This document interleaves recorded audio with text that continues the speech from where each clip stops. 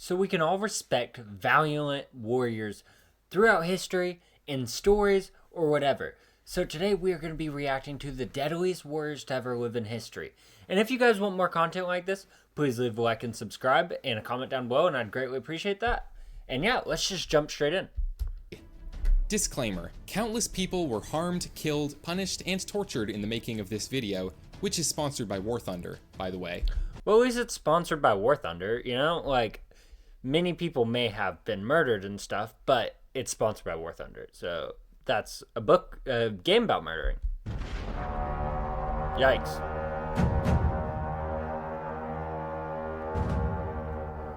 A deadly snake wraps itself around the face of a sleeping warrior. His wife sees not a threat, but an omen. Just as the snake has wrapped itself around her lover. An omen? I've never heard about this guy. That's kind of wild though. His face, a great power would soon envelop him, leading either to his glory or his destruction. She could not say which. For now, however, what's the omen about though?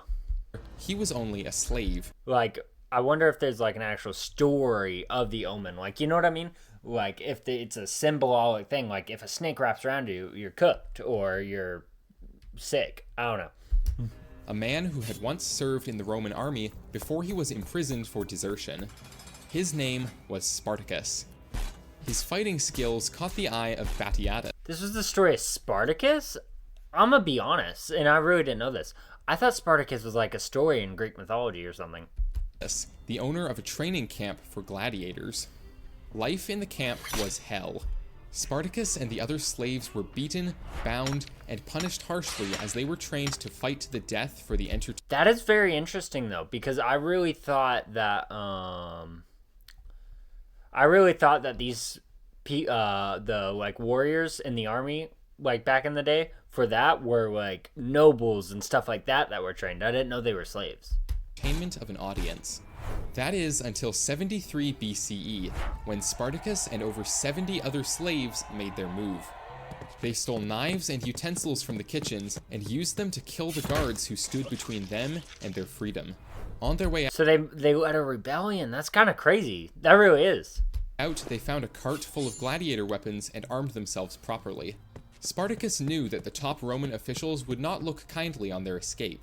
Mere slaves causing such a commotion could be extremely embarrassing for an empire as powerful as Rome, and if the slaves were caught, they would surely be tortured and executed. So they went to hide on the slopes of Mount Vesuvius. On the way, they recruited other slaves, deserting soldiers, and starving peasants to join their small army, and chose Spartacus to be their leader. Jeez.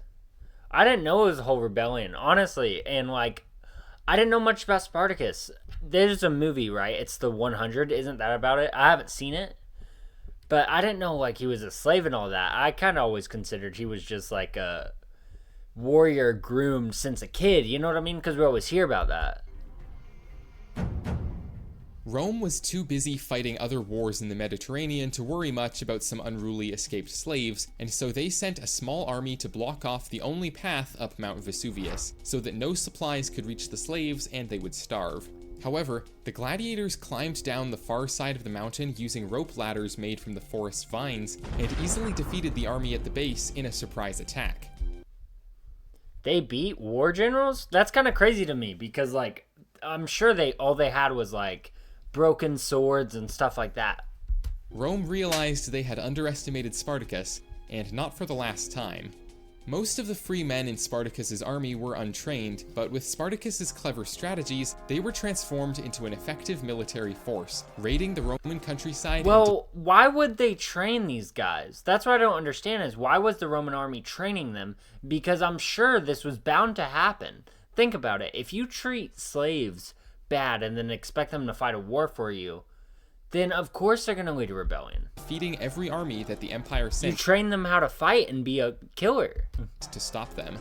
At this point, Spartacus wanted to lead his band of slaves and peasants, which numbered in the tens of thousands by now, over the Alps and to freedom beyond. Tens of thousands is crazy. I thought only like 100 escaped. Beyond the clutches of the Roman Empire forever. Then why would I'm sorry I'm pausing it so much, but I love this type of history and stuff. Why would the Roman Empire, like, be like, oh, it's big, no big deal. Oh yeah, we'll catch him. We'll catch him. 10,000 people. However, his soldiers were feeling confident. No one had managed to defeat them so far, so what was stopping them from marching on Rome itself and taking the city? Meanwhile, in Rome, the senators were asking each other, what's stopping Spartacus from marching on Rome itself and taking the I'm gonna be honest, and I don't know if this makes me look stupid, but I really never really knew much about the Roman Empire. I didn't. Like, I was kind of just, like, you hear a thing or two, but I didn't know, like, Spartacus, like, led a rebellion towards them. That's really cool, actually. city. In walks Marcus Licinius Crassus, the richest man in the Roman Empire. Nowadays, his net worth would be roughly $20 billion. So he's got bread. He's got bread on bread. And he wanted to claim all of the glory for defeating the largest slave uprising in the history of the ancient world. Crassus used his wealth to pay for equipment and training for new... Okay, that doesn't count, dude. How could you be like, ooh, I'm gonna crush them myself? Nah, challenge one-on-one, Spartacus v. you in the Colosseum. And if that's where that story goes, that's crazy. But I'm saying, you challenge Spartacus one-on-one, winner take all. You guys get Rome, we get, that would be a baller move. Troops, and set out to corner Spartacus on the toe of Italy, where he was busy trying and failing to cross the sea to... That's not fair. Like, you're not cool like that if you're just beating them with numbers and money. Sicily to regroup. The pirates he had hired to help had betrayed him and sailed away. Sorry, I'm tired. As soon as they were paid, as pirates do. Cornered with nowhere left to run, Spartacus made one last stand. Oh, by the way, W animation, so much. This is so good. Final battle for all the marbles against Crassus. Legends tell that Spartacus cut his way through hundreds of enemy soldiers. Nah, Crassus, you a wimp. Stand on business. Nah, dude, because, you might have done some bad things, sure. But let me tell you this. If he 1v1 Spartacus and beat him, everyone would be like, oh, well, this guy's fair. Because Spartacus be doing some wild work. Like, he be slaying all these nobles. But if this guy would have fought him one-on-one and beat him, he would have been treated as a legend when he got home. But nah, you're gonna be a little wimp. You're gonna sit down there, cry, be like, oh, well, I'm still better than you because I got bread. No, stand on business. Sorry. As he tried to reach Crassus himself and kill him. But he was stopped when 2 dead centurions fell on him. He was killed fighting foes from all sides, and his body was never recovered. Crassus a wimp. Crassus L. I don't care if Spartacus lost. Crassus was the real loser here. The Spartan... You don't win if you just pay for an army. Rebellion was finally vanquished. Tens of thousands died in the battle, and thousands more of Spartacus's men who survived were... Jeez, that sucks. That really does, because... Ugh. Yeah, you just got played by money. You didn't really lose. Crucified along the Appian Way in a horrifying Why was there so much crucifixions back in the day? Like, you ever wonder that? They were just crucifying everyone. Jeez. Display of Roman authority and cruelty. While he was defeated in the end, the memory of the great warrior Spartacus is still alive today as the No, that's my goat. ultimate symbol of freedom and fighting against impossibly oppressive odds. A sentiment more important than ever in today's world. An army of freed slaves fighting a billionaire? Sound familiar? Huh? I don't know what that's on about, but I'm not gonna even speak on that because I really don't know what that's on about. Like, are they war with Elon? I didn't know that. That's kind of crazy. This video ain't that old. Like, I remember, like, back in the day, but like a year ago. But I thought everyone was just chilling on that. I don't be paying attention to Elon Musk history though. Not gonna lie. That scream terrified me. This is Tlahuicol, a deadly warrior living in what is now central Mexico. At the age of 19, he led his tribe into... What was it back then if it wasn't Central Aztec? I didn't know the Aztecs were in Mexico. See, this is why I love history, because I just be learning things. I know that's so stupid, but, like, no, it's not stupid to learn stuff. It's, like, so stupid that I didn't know this stuff. But I'm just saying, like, it's cool. It's genuinely cool. Battle against the Aztec Empire. Yes, that Aztec Empire. Now, this was no ordinary historic battle. If the tribe were defeated by the Aztecs, all of their soldiers would be violently sacrificed. Their bodies would be placed on a cold stone atop a mighty temple, and a team of 5 priests would cut open their abdomens and rip out their still beating hearts. For what though? Like, I get they were doing sacrifices back in the day, but who were they sacrificing to? I don't know anything about as offerings Aztec for the god Huitzilopochtli. Wielding an enormous wooden club that a regular soldier couldn't even lift from the ground, Tlahuicol was like a one-man army on the battlefield. Bones shattered like glass and blood. That's what I never get. Like, I'm rooting for some one-on-ones, dude. Like, run me them hands. You gotta catch the fade. I'm tired when militaries win because they've got more money or whatever. Like, back in the day, they should have ran one-on-ones. Blood fell like rain wherever he moved as he smashed his way through his opponents. However, Tlahuicol was eventually overpowered by superior numbers, of course he was, because nobody will run the ones. Prisoner and bound in chains to be brought before Emperor Moctezuma for judgment. The emperor was so impressed by Tlahuicol's strength that, instead of sacrificing him, he offered Tlahuicol his freedom. But you know, like, as an emperor, I'm not condoning anything the emperor done. I don't know much about it. He probably did some atrocious things, atrocities, sacrificing people. Normally that doesn't go well. But I'm saying, I could respect. He's like, you ran the ones, you caught the fades. My men could barely bring you down. You're cool to be free. But I'm assuming he's gonna say no. Tlahuicol refused, saying that it would be dishonorable for him to return to his country after being fairly conquered. Thus, he insisted the Code of Warriors is crazy back in the day. On dying nobly in sacrifice. But the emperor really didn't want Tlahuicol's incredible... The emperor's like, dude, we can't be letting this go. Like, did you see what this man did? We can't really have this. Strength to go to waste, and offered him the command of an army going up against a tribe invading his frontiers. Tlahuicol accepted, hoping to die a glorious death on the battlefield.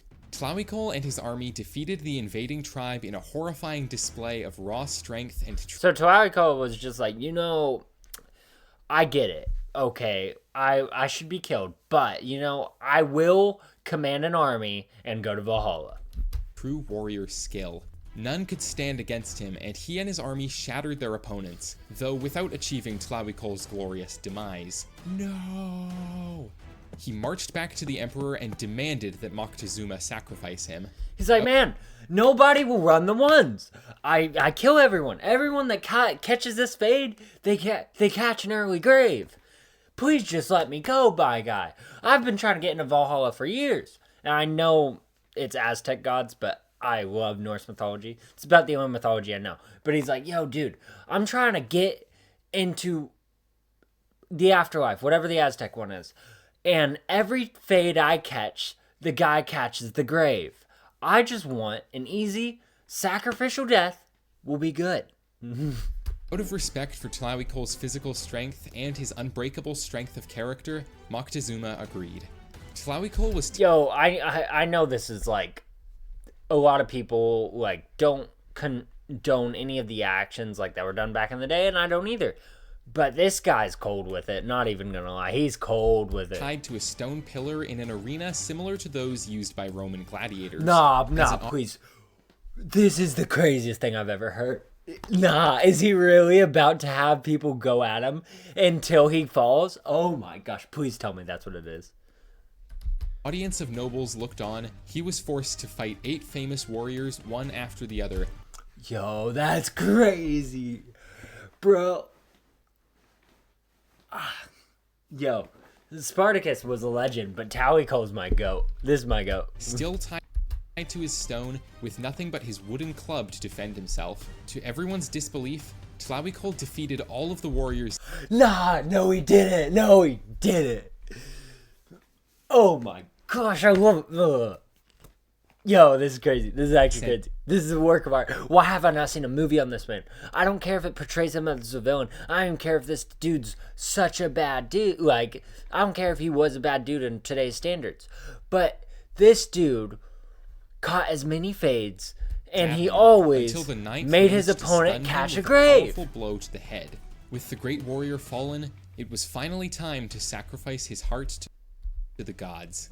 Now, if you don't want to be sacrificed to some bloodthirsty gods, you should definitely hit that subscribe button. I'm gonna hit subscribe, but jeez, what a way to get people to subscribe, I guess. Yeah, pretty much all of the warriors in this video are so deadly that you have literally no chance of defeating them in a fair fight. So let's get you some upgrades. Here, you want an armored car? How about a tank? Or warplane? See, that's our problem, is we won't run the ones. We just always get these weapons with guns or whatever, instead of catching fades like my goat, Talico, or catching fades like Spartacus. We're no better than, I forget the name of the Spartacus guy that took him down. But at least the one conqueror, the, like, prime minister, or whatever he was, the emperor, that's what it was. At least the emperor saw Talico, was like, I could respect you. Join our army. I really don't want you to die, man. And then he kept trying to get him to die, and he just wouldn't die until finally he got clunked on the head. But my gosh. Unfortunately, you don't know how to use any of these vehicles, so you'd probably still get obliterated. Let's get you some That ain't true. I think with a tank, I could just press a button. Training with I don't know War Thunder, what button. the sponsor of today's video. War Thunder is the most comprehensive vehicle combat game ever created Not by really. humans. And it's crazy. also We don't skip ads, by the way, because it's unfair. I'm using his content, so we got to watch his ad. somehow completely free to play on PC, Really? consoles, and Free mobile to play? devices, which is just absolutely insane. It is insane. As this game has But over not gonna lie, 2,500 tanks, planes, helicopters, and ships. to fight 25, with. well, 20 guys. We got to talk here. 2,500. Each modeled with insane attention to detail. I've tried 3D Insane attention. modeling before, and that stuff is hard. So I'd like to give a huge shout out to the artists who worked on this game. Yeah, I see W artist. you guys. Good job. War Thunder has 3 distinct game modes, each one 3. more realistic than the last. Each Arcade one mode is fast-paced more and realistic, by simplified. the way. Simulator is the ultimate challenge, and realistic mode strikes a perfect balance between them, in my opinion.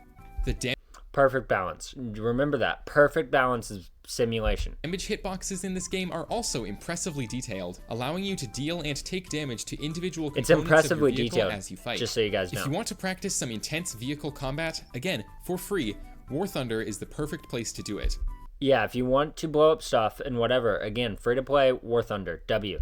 With an active community of over 95 million players, you'll never be lacking in opponents to fight. 95 mil. This thing Wait, is really? Like, not even joking. Like, that's actually crazy. Because I see this ad all the time. I'm sure you guys do too. I didn't know that many people play it. awesome, and there's literally no better game for fans of realistic historical warfare. And if you watch this channel, chances are that's you. New or returning players that haven't played for 6 months on PC and consoles can use the links in the pinned comment or description and obtain a use the massive links. bonus Use pack the links, containing guys. premium vehicles, the Not my links, because I'm not sponsored by them. But he is. So go to his video, use the links, download, you get like a free tank or something. exclusive Eagle of Valor vehicle decorator, 100,000 silver lions, and 7 days of premium. This offer is available only for a limited time, so You just heard him? 7 days? sign up right now. or Sign up else. right now. Right now.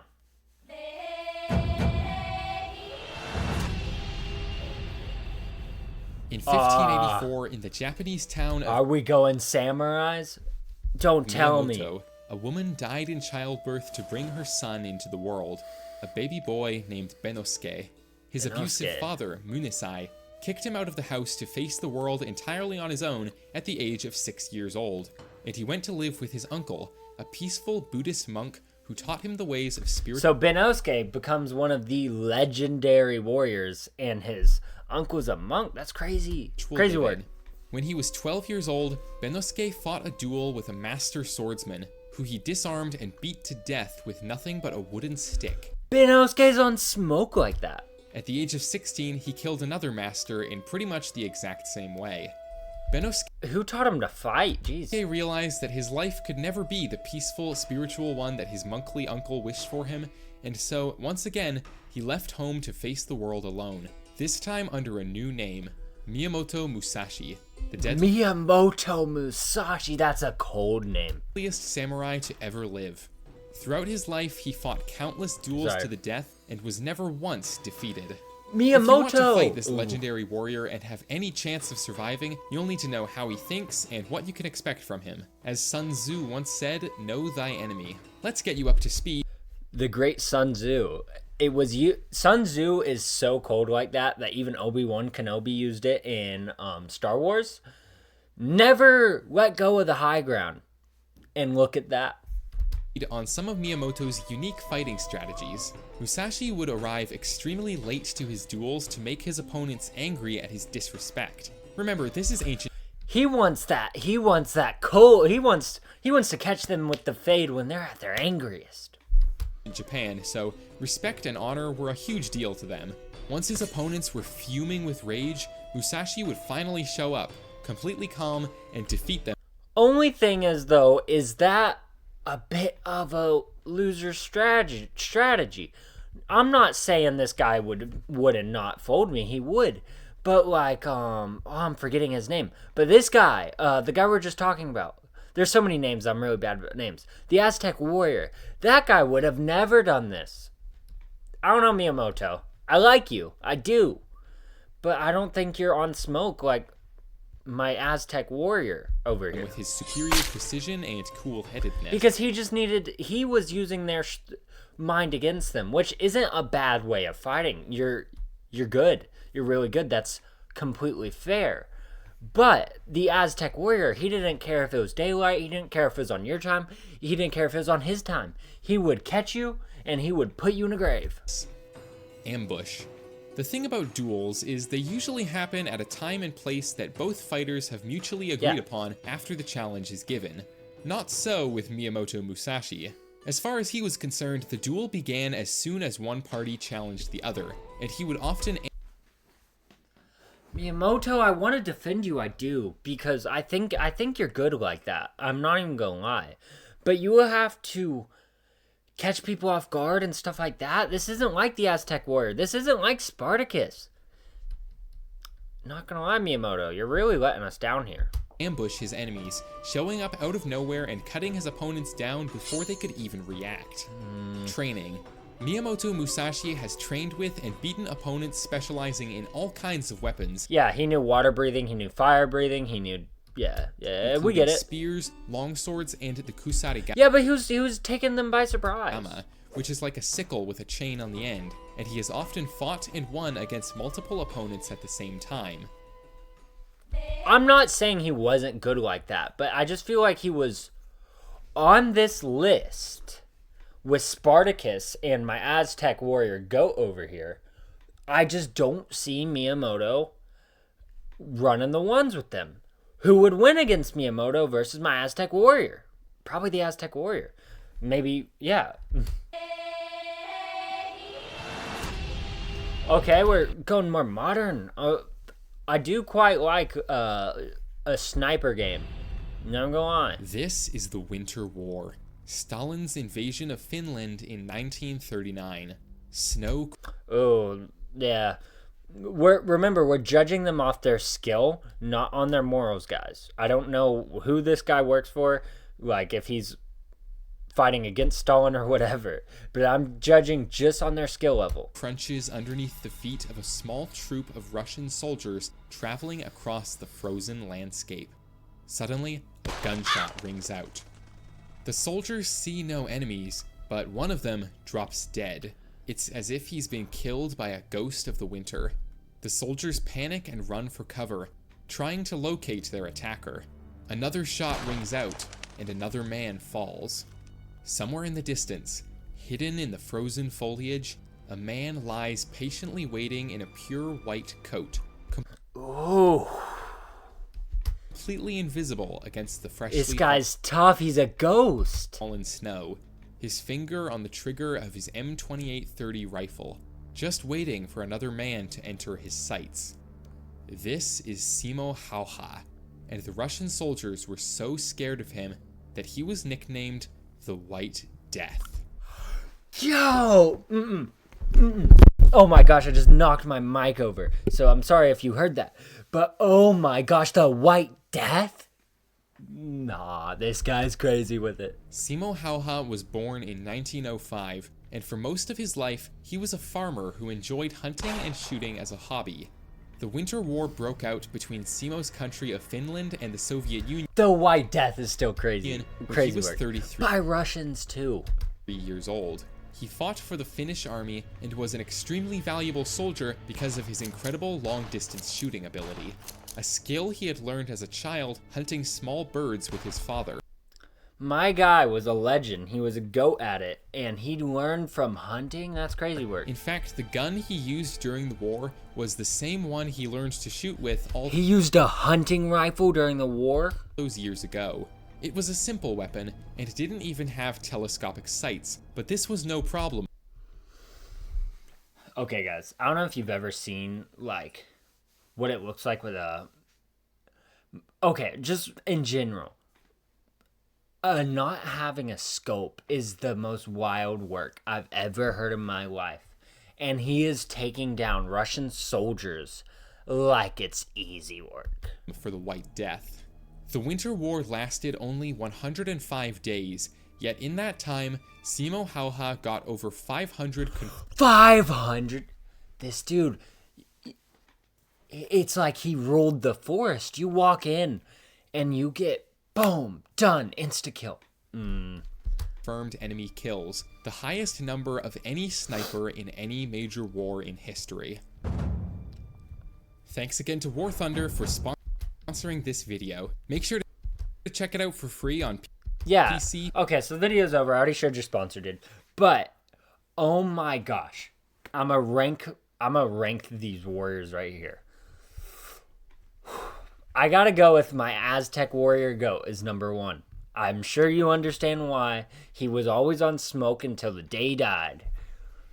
Number 2, I'm going for the White Death. The White Death was cold like that. Literally. 3 is definitely Spartacus. A lot of respect for the man. 4 is the cowardly samurai. Okay, that's me. He's not coward, and I'm sure he would kill me on smoke like that. But among the list,